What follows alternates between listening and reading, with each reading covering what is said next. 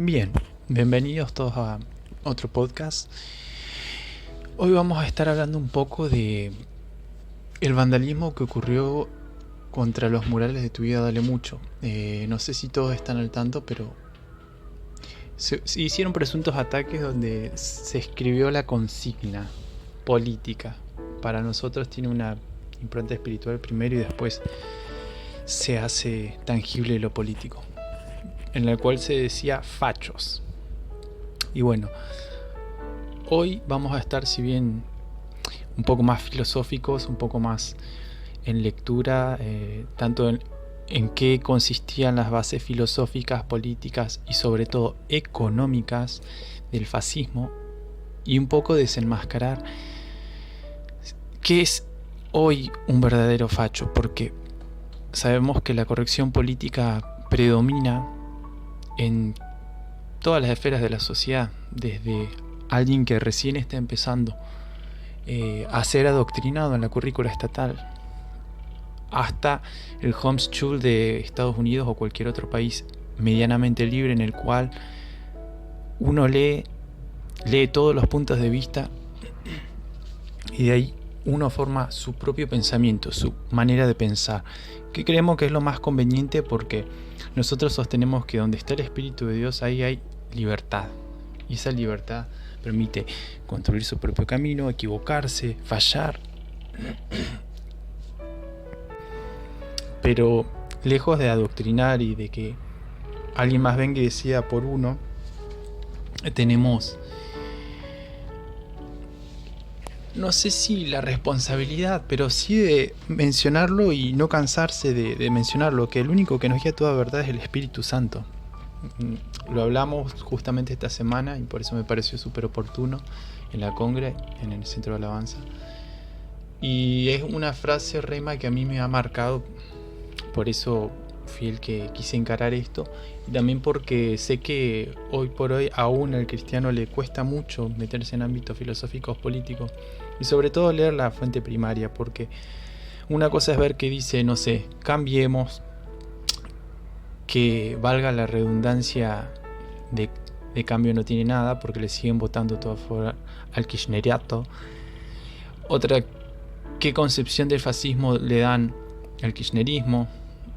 Otro, los peronistas, no sé, nacionalistas. Otro, no sé, los peronistas menemistas, etcétera, etcétera. La UCR, los liberales. Entonces, yo creo que uno, si quiere tener un pensamiento serio y no dejarse llevar por lo que dice la moda del momento, tiene que sentarse y leer, a ver qué pensaba, qué pasó en la historia. Hay un pensador, que ahora se me va a ir el nombre, pero que decía, el pueblo que no conoce su historia está condenado a repetirlo. ¿Y a qué voy con esto? Si nos dejamos seguir embromando, enrollando, siempre con la misma disputa eterna de los controles de precios, sí, no funcionaron a Macri, no le funcionaron el primer, segundo mandato de Cristina, el de Kirchner tampoco, no le funcionó a Menem, no le funcionó a Alfonsín. Bueno, hay que sentarse y leer en qué consistió y qué se aplicó el plan austral, por ejemplo, de Hiperalfonsín, y ver si todas las cosas que estamos haciendo como nación y permitiendo sobre todo que hagan los políticos no se aplicaron. Y eso para el que no cree. Yo creo que lo hemos hablado mucho con los chicos, que la batalla cultural es útil siempre y cuando no desestimemos lo espiritual. En mi opinión, y esto me tengo que hacer cargo, primero ocurre algo a nivel espiritual, ¿no? Y después eso afecta lo físico. ¿A qué voy con esto? Por ejemplo, en Apocalipsis te dice, Juan subió al cielo, vi esto y inmediatamente en la tierra pasaba esto, y se soltó otro sello, vi esto y en la tierra pasó lo otro. No sé, bueno, ahora se me dan un poco. Jesús mismo decía, hey, no digo nada que no oiga decir al Padre. ¿En qué plano lo escuchaba? Si Dios es espíritu. No hago nada que no vea hacer al Padre. Entonces hay una conexión.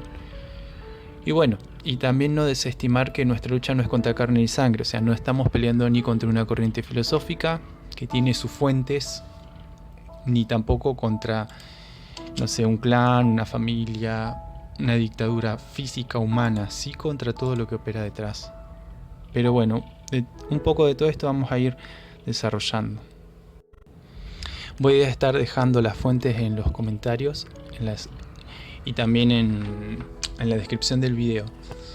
Pero bueno, vamos a empezar a tratar de desarrollar un poco esto. ¿Qué fue el fascismo?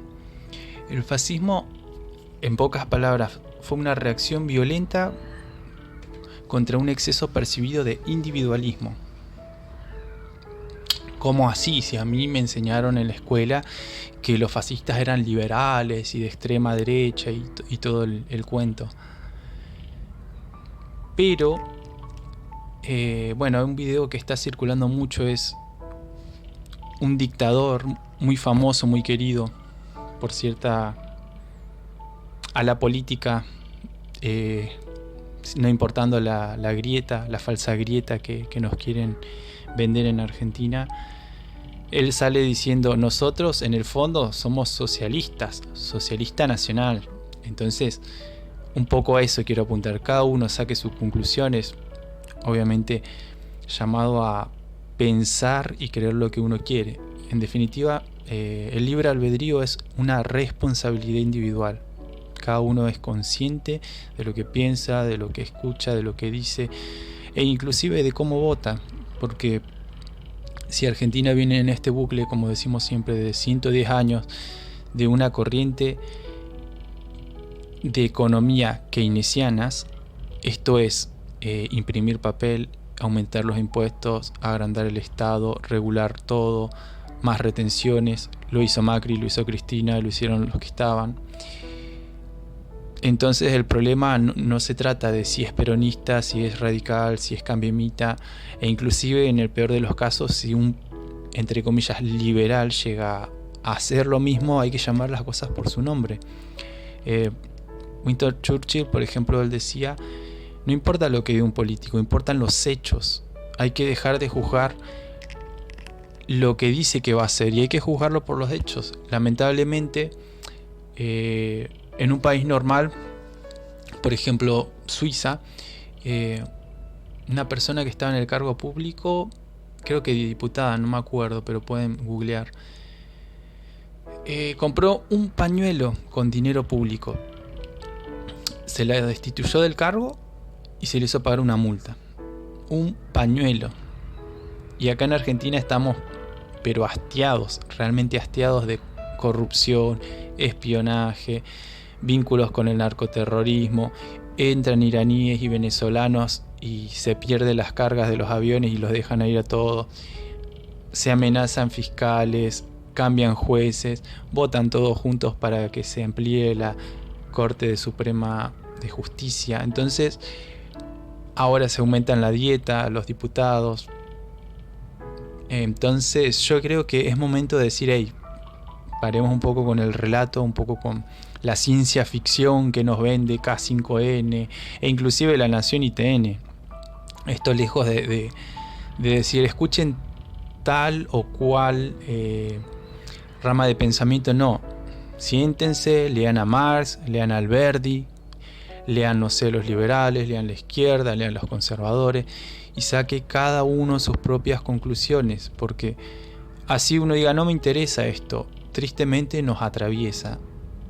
Y si uno no sabe los orígenes, las fuentes espirituales de todas estas improntas políticas, nos va a pasar por encima. Uno puede compartir o no, pero escrito está, ¿no? Mi pueblo perece por falta de conocimiento, de entendimiento, según otras versiones. Y no estamos en condiciones de decir que una sola persona entienda, conozca todo, pero sí como un cuerpo. Si un intercesor siente carga, por ejemplo, por leer filosofía y decir: ahí, ¿cómo oramos contra esto que ya sabemos que no va bien? Y bueno, es sentarse y ver, o si no, en el mejor de los casos, llamar a un filósofo que quiera compartir, que diga: sí, podemos orar antes de hablar, respeto, doy libre expresión, como dice la Constitución, al culto. Oran ustedes, yo me quedo callado, después compartimos, y no es, ay no, pero no me digas esto, ay no, pero no me digas lo otro, porque a veces nos quejamos de los católicos y de las inquisiciones que hubieron, donde se mató gente, donde pasó cosas, y también se dice, no, pero esos no eran verdaderos católicos. Me suena mucho también a esto de, no, eso no era verdadero socialismo, e incluso gente que ha dicho ser liberal y después también le gusta regular, imponer, no está a favor de la libertad, propiedad privada más importante, que es el cuerpo, la vida desde la concepción, ¿no? Pero bueno, lejos de querer engancharnos en todas esas cosas, es un poco un cherry picking de decir, hey, esto engloba muchas cosas, es para sentarse y pensar, quizás no sea el podcast que uno se va a sentar ahí mientras se toma unos mates, una chocolatada o está con alguien, sino más para escucharlo en tramos, ver cómo encaramos esto, porque el pozo es bastante hondo y parecemos los Simpsons, que dice, ¿y cómo vamos a salir de esto? Bueno, pues cavando, y vos ves que no, va a mal ir Sartre, dijo, pero bueno. Dijimos, el fascismo fue una reacción violenta contra el exceso percibido de individualismo. Y como ya decíamos, lejos está, si uno ha estudiado en cualquier escuela pública, /universidad, /instituto, no importa si es de carácter de administración pública o privada, porque en definitiva, hoy si uno estudia en Argentina, al no haber libertad de currícula, siempre esta va a estar hecha por un burócrata de turno. Es decir, que se va a decir lo que esté ahí y no se puede salir uno mucho de ahí de lo que esté escrito. Quizás sí algún profesor más corajudo te dice, che, bueno, pero nos dicen que digamos esto, podés leerte esto y lo otro, y traigo a colación porque en un debate muy bueno que hubo en la UBA, creo que fue Ciencias Sociales, vino un pensador, en el cual ya fue hace un tiempo, pero me atrevería a decir que eso sigue igual, que nadie lo tomó. Agarró toda la currícula de la Universidad de Buenos Aires, la UBA, Ciencias Sociales, y todos los pensadores que estaban ahí eran de izquierda. No había ni siquiera para mencionar, para decir, hey, más o menos plantean esto, plantean lo otro, un pensador de derecha o liberal. Entonces yo creo que es para empezar a pensar, hey, ¿por qué será que nos ocultan el otro lado de la moneda? ¿Por qué será que solo hay una manera de analizar la realidad? Hablaba con una profesora muy respetada de contabilidad, la cual yo le preguntaba, hey, ¿qué te enseñaron a vos? ¿La inflación es multicausal o es un fenómeno monetario? Hablando de este señor Keynes.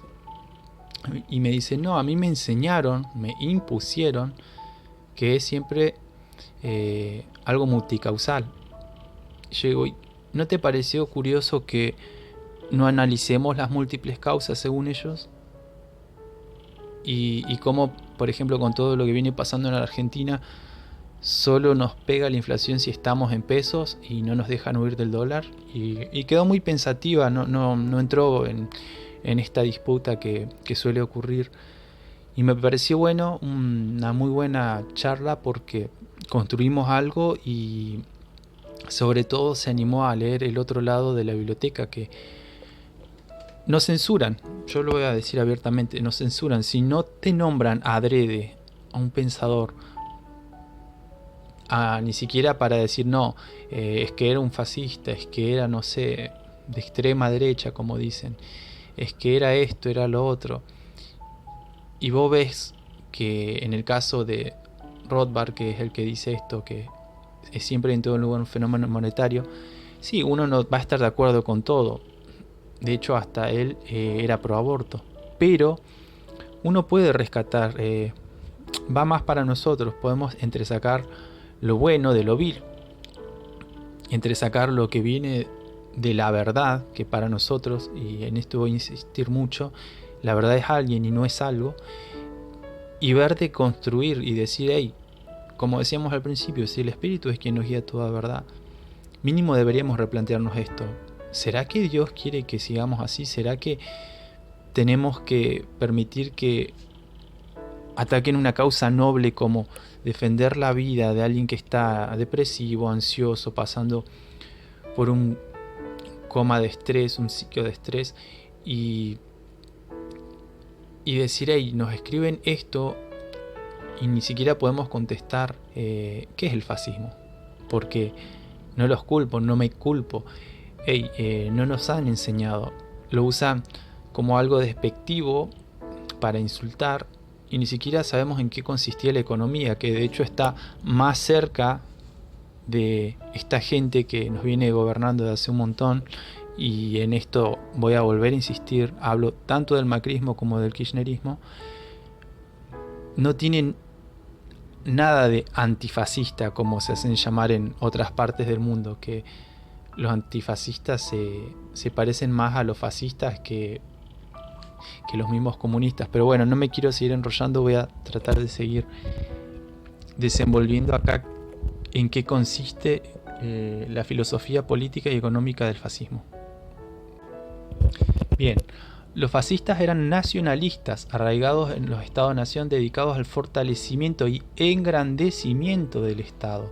Es decir, lejos de tener una propuesta de libre mercado, de poca regulación, de, no sé, poca intervención de los estados en lo que elija la gente voluntariamente, ¿no? Dice, los líderes de regímenes fascistas hicieron todo lo posible para subordinar la religión a los propósitos estatales, es decir, a lo que dictaba el dictador de turno. Bueno, todo esto en base y con el fin de responder a ideas plenamente colectivistas, dictadas obviamente por Benito Mussolini y todo el séquito que lo seguía. Me gusta mucho una definición que decía Martín Litwak, abogado argentino que vive en Estados Unidos, que él sostiene que los paraísos fiscales no solo tienen que ver con característica de tener solamente impuestos razonables. Eso es como hacer un reduccionismo en el cual no llegamos a desarrollar todo el potencial y por qué la gente tiende a huir a paraísos fiscales, pero no a huir, sino a guardar lo que almacenó, guardar sus ahorros. Y me gusta mucho un meme que se hizo viral ahora de Néstor Kirchner que dice: la plata la tengo afuera. Y bueno, en esa nota del diario te explica por qué no confía en el Estado argentino. Y no es ilegal querer guardar la propiedad privada de uno. Creo que es muy fascista, de hecho, hablando de lo colectivo por encima de lo individual, decir que uno gana algo, dólares, lo que sea, y que eso le pertenece al colectivo, al burócrata de turno, y no a quien ganó dignamente esa plata. Ahora, si es corrupto, si es empresario, eso lo tiene que ver la justicia, pero ya vimos que el fascismo ya desvirtúa todo para que se pregone lo colectivo por encima de lo individual. Y bueno, Martín Litwak habla mucho de eso en un libro que se llama Paraísos Fiscales o Infiernos Tributarios. Y bueno, definimos un poco lo que es el paraíso fiscal. Y el infierno tributario consiste en un país, un estado que tiene alta carga tributaria, mala o nula inseguridad jurídica y que no existe el respeto por la propiedad privada. Esto que hablamos recién. Gano algo, no es mío, es del Estado. Gano tanto, me pagan dólares por eso, no me lo quedo yo, sino que se lo queda el Estado o le hacen retenciones. Y eso queda en manos de, no sé, algún burócrata de turno. Seguimos con esto. Las objeciones fascistas al apoyo estatal de las cooperativas, por ejemplo, se basaban en el argumento de que el capital que me gusta hacer una aclaración que ya de por sí llamar el hecho capital tiene una impronta marxista. Para esos que dicen no, es que eran anticomunistas, no solamente utilizaban este tipo de términos con su impronta, sino también que adherían a la teoría del valor trabajo, lo cual también es marxista. El fascismo empleaba estas subvenciones para emplearse eficazmente de la expansión y modernización de plantas en lugar de experimentos de propiedad y gestión y control de lo colectivo. Es decir, que siempre y cuando una empresa responda a lo que decía el séquito del fascismo, tenían cierto grado de libre mercado, donde podían trabajar y generar riqueza real, y esta no le era expropiada en la cara. Bueno, por ahí para los que ya estamos más en el tema, es muy interesante ver cómo después de la caída de la Unión Soviética y todo el fracaso de la URSS, del comunismo más ortodoxo, marxista, engeliano, existe un post-marxismo que se llama marxismo-leninista, en el cual él propone que el sistema no funcionaba, ya habían muchos intentos, y dice, ¿por qué no tenemos un régimen duro, pero tenemos ciertas ciudades súper controladas en la cual damos libre mercado, de ahí generamos riqueza real y después el Estado se encarga de redistribuirlo? Y uno puede ver China, que hasta los 80 era tierra de hambruna y catástrofe, y cómo después que se empezó a aplicar el marxismo leninista, y quiero volver a reiterarlo para que se entienda el concepto, donde se daba pequeños lugares de libre mercado, los cuales generaban riqueza, y de ahí se seguía financiando los regímenes totalitarios. Y hoy uno lo puede ver en cualquier lugar donde medianamente son potencia, tanto China como Rusia. Después podemos ver más cerca de acá de Latinoamérica Sur, donde los regímenes comunistas, marxistas de izquierda, en gran parte son financiados por ya sea guerrillas, ya sea narcotráfico, ya sea trata de blancas. Quizás los creyentes que estamos un poco más cerca de esto, nos convendría no solo orar, sino investigar. Tenemos gente muy buena que no solamente ha entrado a estos lugares, ya sea en Norcorea, Venezuela, Cuba, y no al lado turístico, sino a donde está la gente real, la gente de pie, las congregaciones que si no viven por lo que Dios provee literalmente todos los días, moriría de hambre. Entonces es también un poco sacarse la camiseta de la corriente de pensamiento que tengamos cada uno y decir, ¿qué dice Dios de esto? Porque siempre se nos dice, no, Dios es esto, Dios es lo otro, y no hay que olvidarse que hoy uno encuentra bases filosóficas de todo.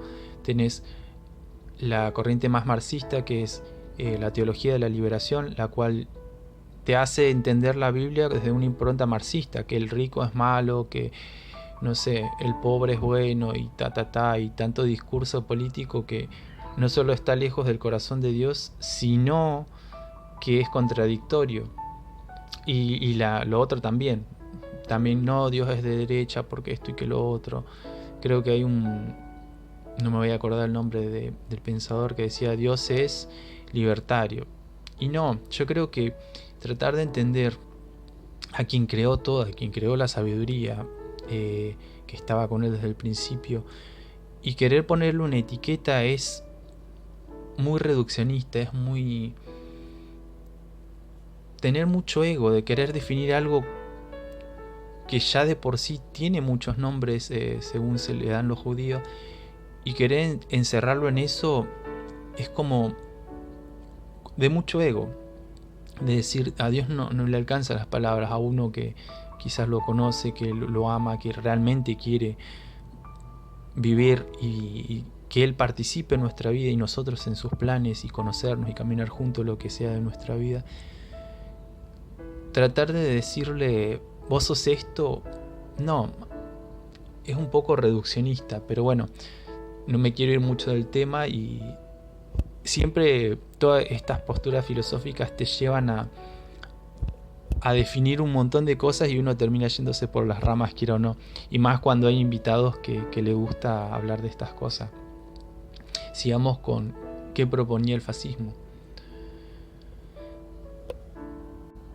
Justo con lo que veníamos diciendo recién, el fascismo prometía la protección, para la propiedad privada, siempre que esa propiedad privada sirva para las necesidades del desarrollo de la nación. Lo que veníamos diciendo recién, los empresarios, los famosos empresarios, empresas que pactan con políticos de turno para tener un beneficio y no tener la necesidad de competir en un libre mercado. Los fascistas se anticiparon mucho que un Estado corporativo revolucionario iba a desplazar el régimen ineficaz parlamentario. Y acá volvemos a entrar en esto de la importancia de no leer.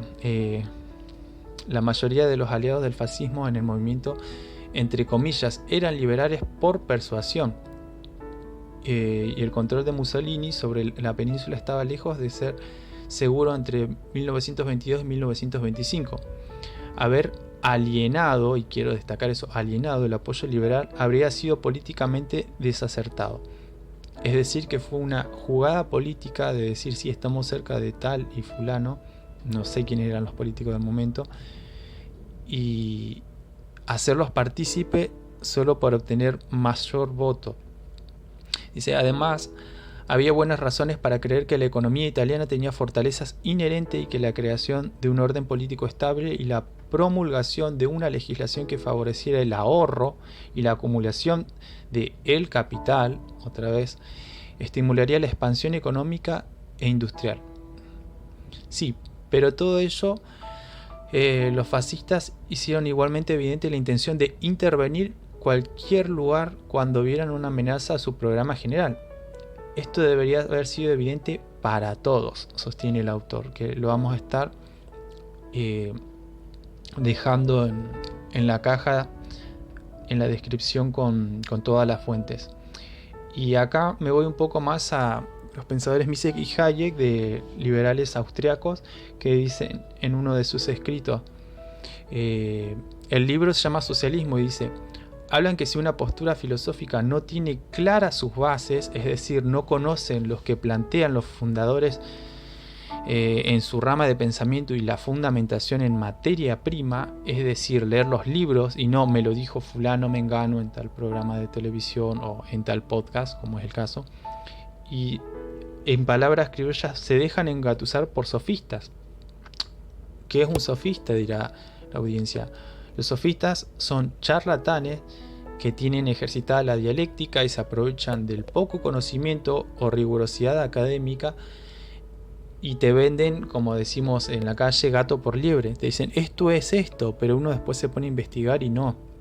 Por eso es que siempre tratamos de que incluso la audiencia no se coma el rollo entero, como decimos, sino que pueda ir e investigar ya sea la Biblia, otros autores, qué dice tal predicador, qué dice tal otro, y irse formando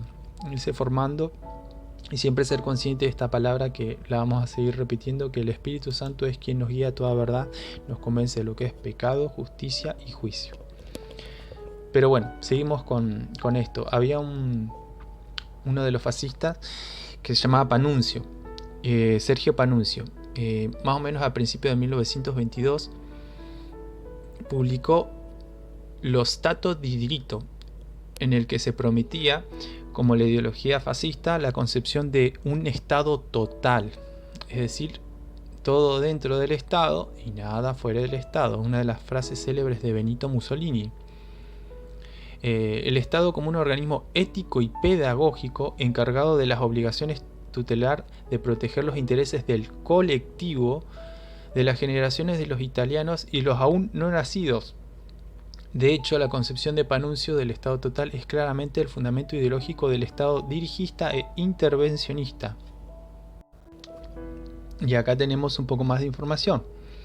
Las intenciones fascistas estaban implicadas en gran parte de la propaganda durante los primeros años del gobierno fascista. Cuando Panunzio habló del liberalismo como fascismo, era claramente un liberalismo muy singular. habló de él como un liberalismo de grupos más que como un liberalismo de individuos, es decir, ordenamiento y disciplina de individuos de grupo bajo la égida de un nuevo Estado jerárquico y revolucionario. No hay palabras más alejadas, tanto como un nuevo Estado, jerarquías y revolucionario. Quizás ordenamiento y disciplina sí puede entrar porque nosotros, dentro de la rama que veníamos analizando de Mises y Hayek, te dice sí, cada uno es libre, pero eso no es libertinaje, es decir, uno tiene libertad, pero se tiene que hacer cargo de sus decisiones. No es que uno, cuando le va bien, dice, ay, sí, me quedo con todo, y cuando le va mal, va a llorarle al papá Estado, no, me fue mal, dame un bonito, que me salven los bancos, como ya ha pasado en tantos países, y no estamos lejanos a eso. Pero seguimos.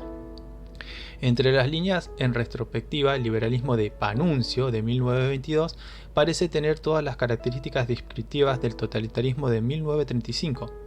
Panunzio articuló estas convicciones mientras que era la principal portavoz intelectual del fascismo de Ferrares, y la Ferrera fue uno de los dos principales centros en los que el fascismo irradió hacia el exterior durante su fase de movilización en masas.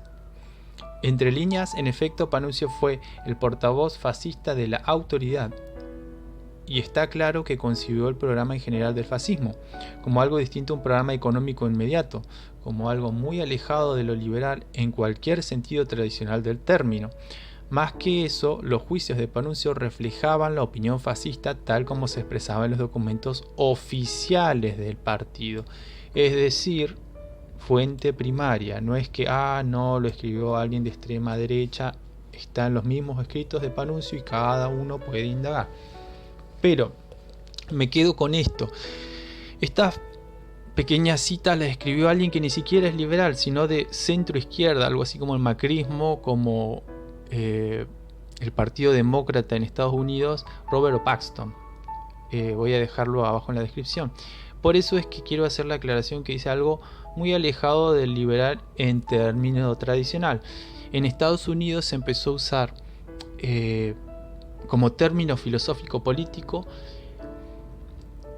el término libertarismo, y ya nos empezó a sonar un poco acá en Argentina. Vos decís, ¿qué diferencia tiene el liberalismo del libertarismo? Bueno, justamente el que nombramos al principio, Rothbard, él empezó a tomar el término libertario porque una rama de izquierda empezó a usar el término liberals, y si hoy uno va y habla en inglés y se pone a decir liberals, te van a tomar como alguien de izquierda.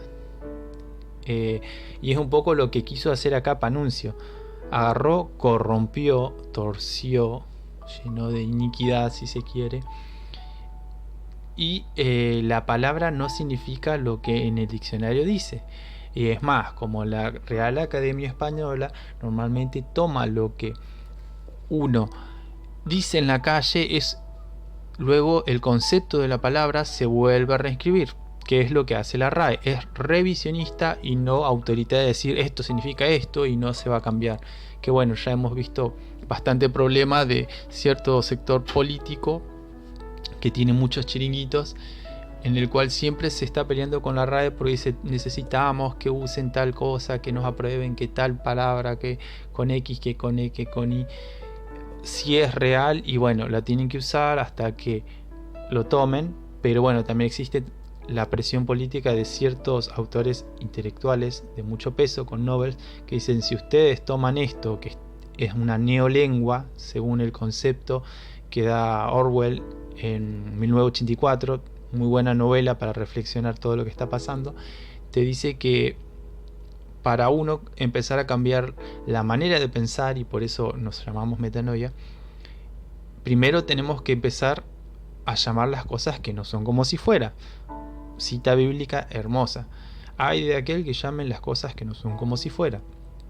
Y de ahí ya uno no sabe qué es verdad y qué no es verdad, porque estás llamando en este caso liberals algo que debería ser algo que se sustenta en la libertad y no en algo que controla, no en algo que es en el otro extremo libertinaje, sino cada uno es libre, como decía Pablo, el libre albedrío, pero eso no quita que cada uno tiene responsabilidad de su propia vida.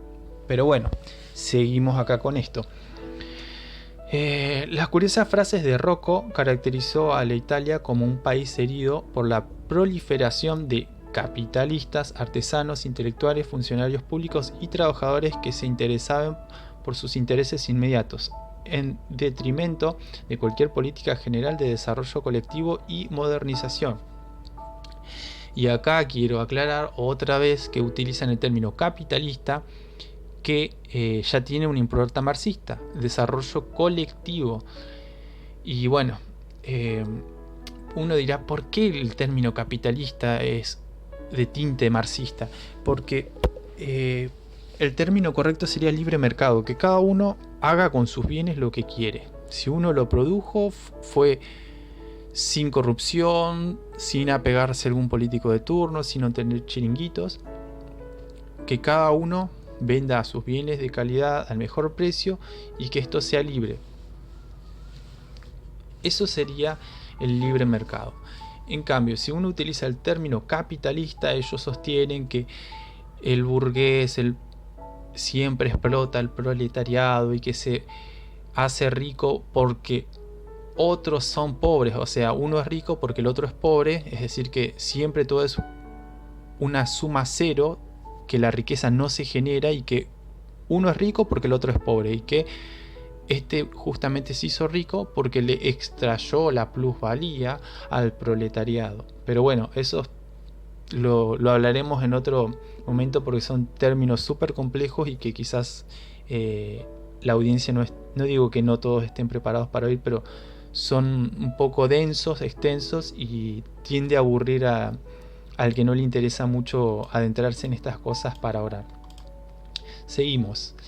De Stefani, Armando con poderes especiales en decreto, procedió a reformar el sistema fiscal de la nación para abolir el impuesto extraordinario sobre los beneficios de la guerra y la propiedad y anular el requisito de que las acciones y los bonos registren el nombre del propietario. Todo aquello con el esfuerzo de estimular el ahorro y la inversión del capital. De Stefani se comprometió además a reducir los gastos del Estado y equilibrar el presupuesto nacional. Introdujo reformas a la burocracia nacional, reduciendo tanto el número de empleados estatales como los gastos administrativos. Casi al mismo tiempo, el gobierno fascista devolvió el sistema telefónico a la gestión privada y abrió industrias a los seguros del capital privado, aboliendo así el monopolio estatal que había estado en vigor desde 1912. Es decir, que si había un monopolio estatal, no había libre mercado. Con todo esto, Ansaldo, por ejemplo, una de las mayores industrias mecánicas y conglomeradas de Italia, y el Banco di Roma, una de las mayores instituciones financieras de la nación, se salvaron de la liquidación por la intervención del gobierno. Esto es un poco de lo que estuvo pasando ahí. Pero lejos de empezar a reducir el Estado, fue como una pequeña primavera que se apagó más temprano que tarde. La centralización de la banca de Bocconi aludió más tarde, que se inició en 1926 más o menos, entre las líneas en el otoño de 1926. Instituto di Emissione del gobierno, que se convirtió en la agencia central para la emisión de la moneda nacional, aunque el control total solo se llevaría a cabo en la legislación de 1936 por las primeras medidas sustanciales de intervención estatal que se emprendieron durante ese periodo. Y yo quiero llamar un poco ahora la reflexión, al pausar ahí y decir, ¿a qué me suena esto de que se nacionaliza, se centraliza un banco central y se ponen a emitir moneda nacional a lo que da? ¿Será a ese que fue el primero en nacionalizar el Banco Central, que se llamaba Perón? ¿Será al kirchnerato que hizo lo mismo? ¿Será a Macri que dicen no imprimió? Yo les pregunto, ¿qué son los pases, LELIX y LEVAX? ¿No serán emisión futura? Y si uno entra al Banco Central en la época de cada uno, puede entrar y ver los gráficos y los datos oficiales, si no es que los desaparecen, de cuánto se emitió por año.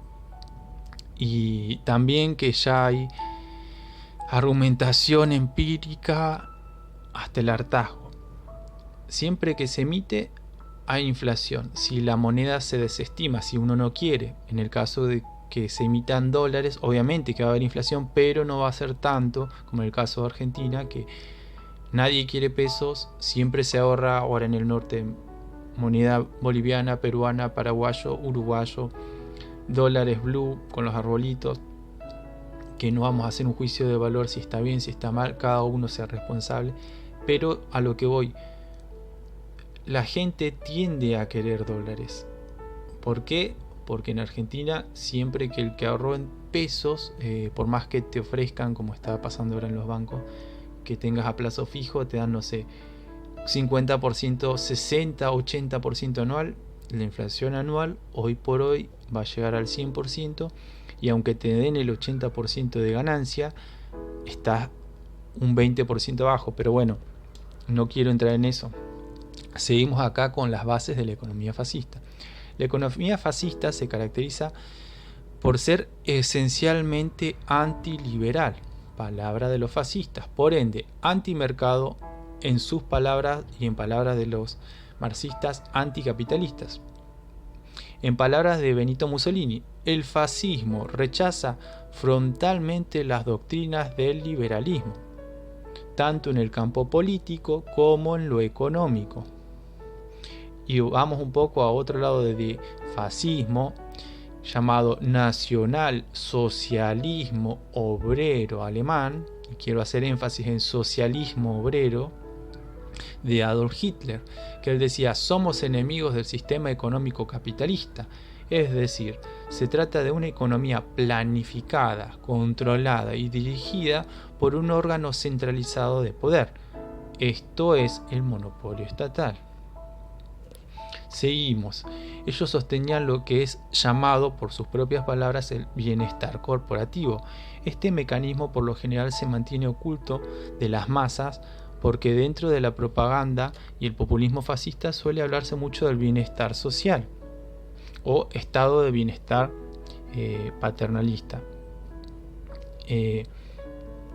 Deja mucho que pensar, porque acá no importa en qué lado de la falsa grieta no solo se votan a favor, sino que siempre está: no, porque el Estado benefactor, que esto, que lo otro, que la justicia social, y siempre vemos que sale ganando un séquito muy pequeño, o como se llama ahora, una casta, pero al laburante de pie, ya sea nosotros mismos que siempre estamos hablando de que no llegamos a fin de mes, o tenés que tener 2 o 3 laburos para con uno mantener todo y con lo otro comer.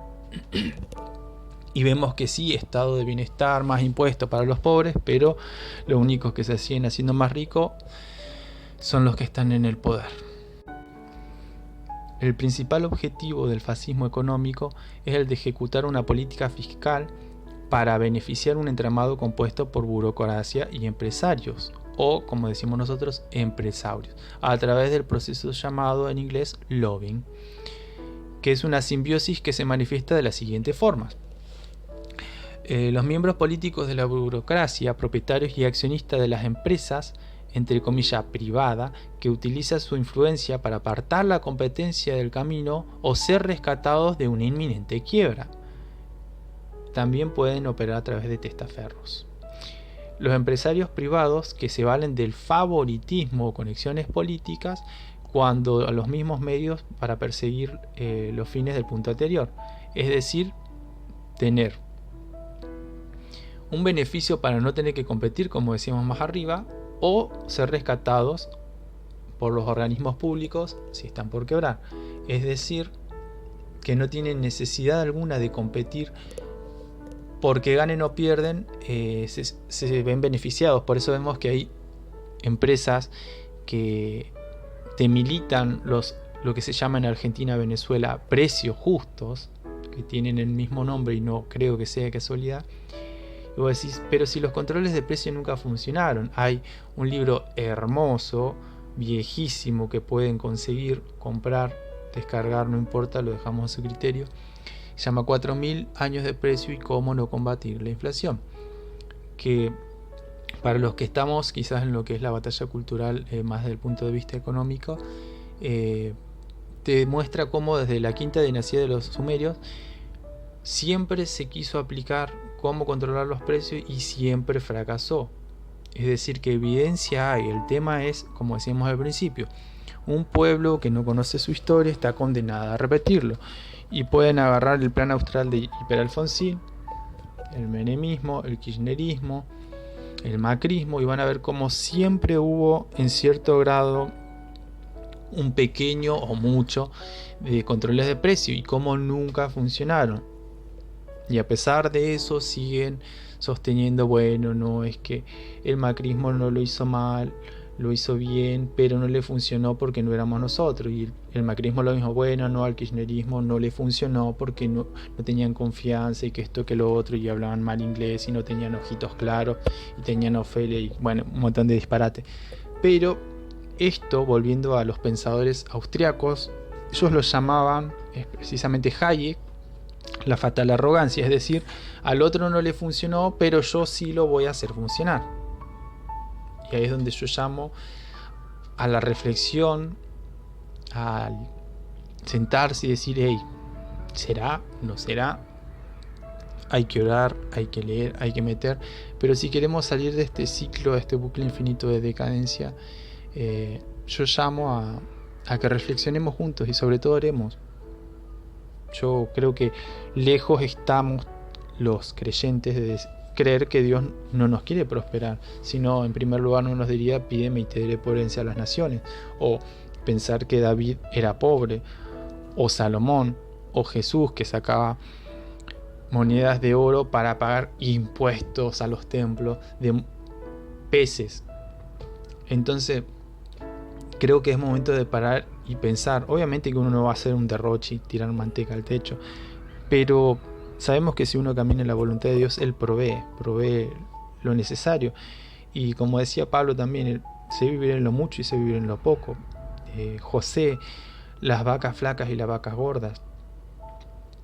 Tenemos que sentarnos y ponernos a pensar en si esto es lo que papá quiere para nosotros, y si no quiere, cómo lo cambiamos. Y bueno, y ya para ir cerrando, el cuarto punto de todo esto que está en el guión es la banca central. Es una herramienta fundamental en la economía fascista, por medio de que el Banco Central se obtiene un poder ilimitado para efectuar la planificación central. Otra vez, planificación implica regulación, subordinación y no libertad, es decir, lejos del libre mercado. Quizás a veces oímos mucho de que no, pero ellos lo argumentan y dicen que quieren un mercado libre para tener un oligopolio o un monopolio, no sé, de la Coca-Cola. Bueno, ya vemos en Argentina qué ocurre con esos monopolios, que cuando los tiene el Estado no son malos, sino que para ellos son buenos, pero curiosamente son buenos para quienes están en el poder. Porque podemos ver cuánto es el déficit de aerolíneas o YPF y quiénes lo pagan, porque no lo pagan la casta de ninguno de los dos lados de la falsa grieta, sino que lo paga el laburante, el de a pie.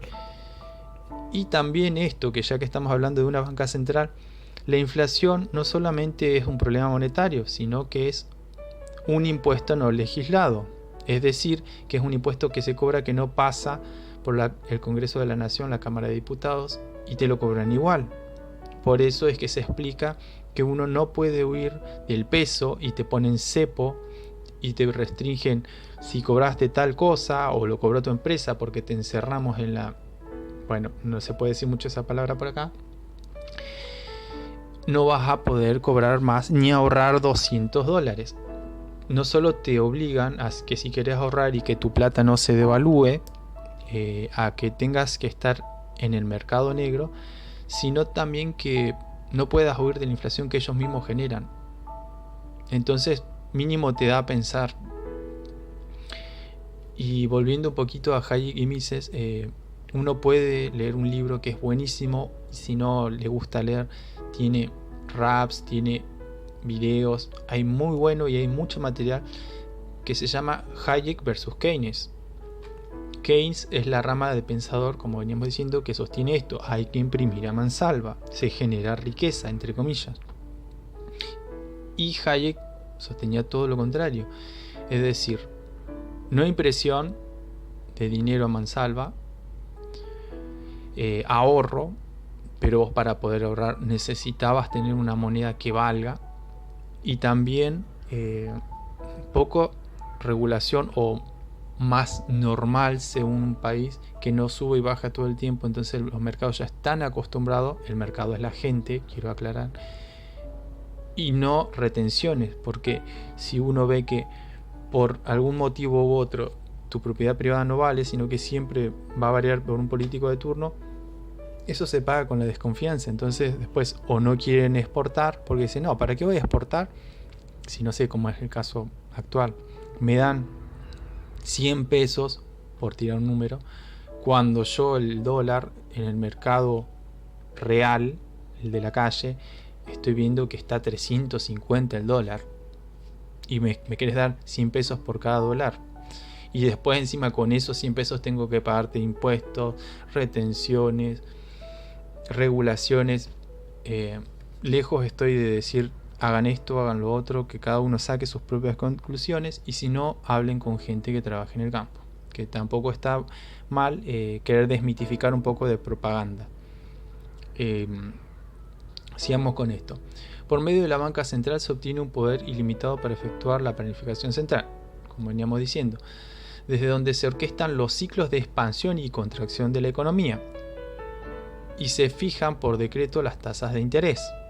Cuando el Banco Central compra bonos, suministra dinero nuevo y no ganado para el vendedor del bono. Los banqueros centrales hacen absolutamente nada para ganarse el dinero, simplemente lo crean de la nada, lo imprimen, que es lo que se conoce como impresión de dinero fiat. Es decir, dinero sin ningún respaldo real en valor, metales preciosos o algún intrínseco, sino simplemente la confianza. Término tremendo para el creyente, confianza en el hombre, en un sistema, en la confianza de un decreto estatal o una promesa de pago. Y argumenta el autor, una gran estafa de gran magnitud de escala. Este mecanismo se conoce como inflación. Creer en un dinero que siempre perdió el valor, que siempre perderá el valor.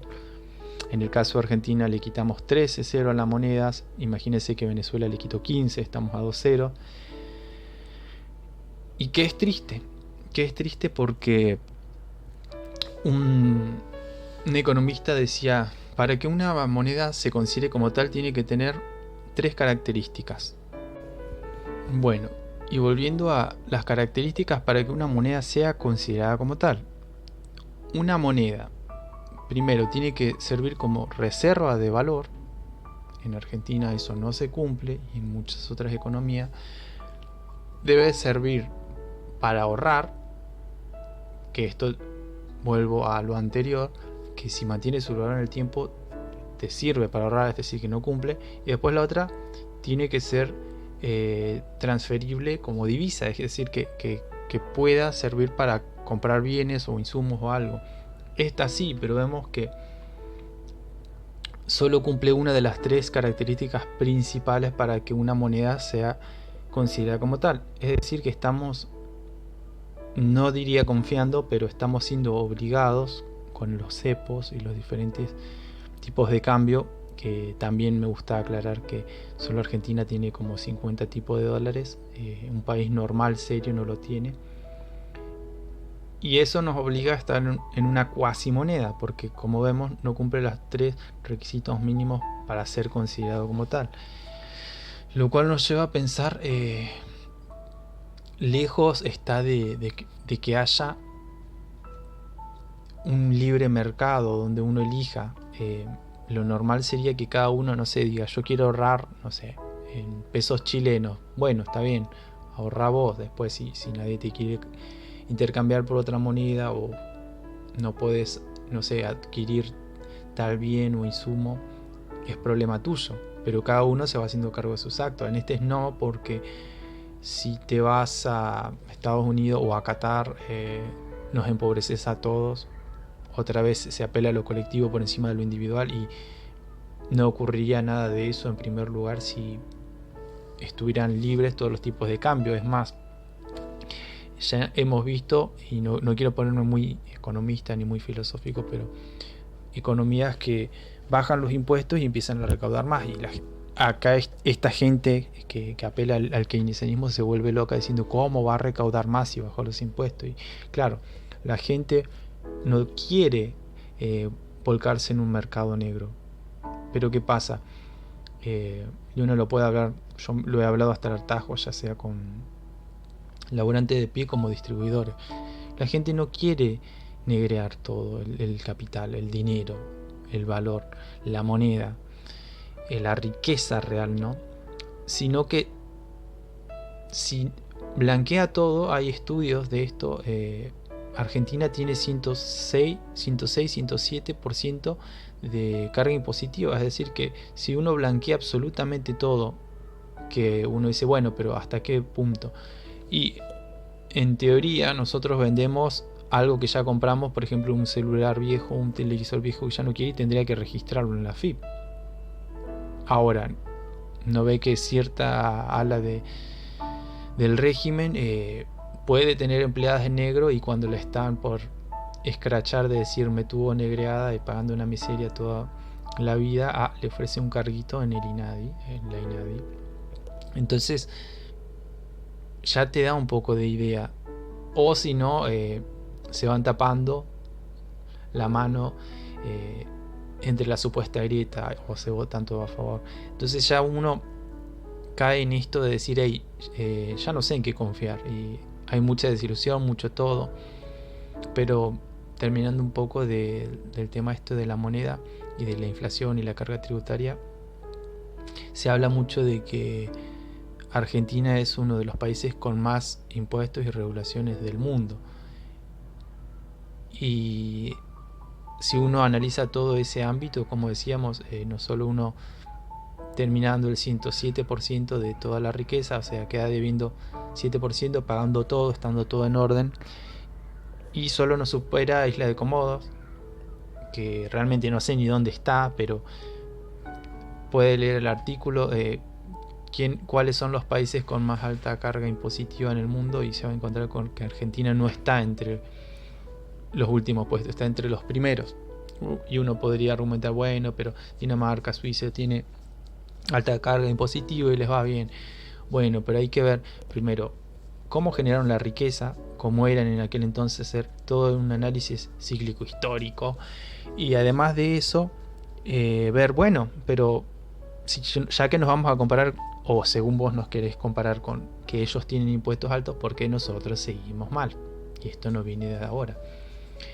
Y además de cómo es su pensar con el zafaronismo, con la justicia, con todo lo jurídico, y si se respeta la propiedad privada, porque eso es algo que no podemos eludir, y no importa cuando hablemos de esto, siempre que el zafaronismo, que la expropiación está latente. Ahora se está hablando otra vez de un nuevo corralón, y el tema es la confianza. Es muy fácil una vez defraudar una nación, y sí, los propios no se van a ofender, no se van a molestar, pero el que lo ve de afuera y dice, y yo no invertiría un solo peso, un solo dólar en Argentina, porque veo cómo se comportan, y por más que uno lo asume, no es normal. Ahora no me acuerdo este chico que vino hace poco, creador de una cripto, vino a ver cómo era vivir en Argentina, porque no concebía, o sea, en un país normal hay un 2% de inflación anual, y nosotros anual estamos teniendo 100% ya. Entonces la gente no lo cree, no lo concibe. Dice, estamos teniendo un 12% de inflación anual post cuarentena, y nosotros decimos solo un 12%, pero qué lujo. Y tendemos a asumir de que es lo normal, y no es lo normal. Normalizamos lo malo y nos olvidamos de que no es lo normal. No quiero extenderme a otras cosas, pero bueno, voy a estar dejando las fuentes abajo, y cualquier duda, cualquier cosa en los comentarios. Si les gusta, like. Si les gusta el contenido, ayúdenos con una suscripción, lo tengo que decir. Y bueno, nada. No, de nuevo quiero aclarar, no queremos que piensen como nosotros, por el contrario, queremos que cada uno pueda seguir leyendo los autores con los cuales simpatiza, cosa que después pueda haber un buen debate con argumentación y sin falacias directas ad hominem en los debates, de modo que el marxista más preparado va a ser que se preparen, no sé, más los libertarios, los liberales, y no sé, el socialdemócrata va a seguir siendo un tibio. Pero bueno, bendiciones y hasta la próxima.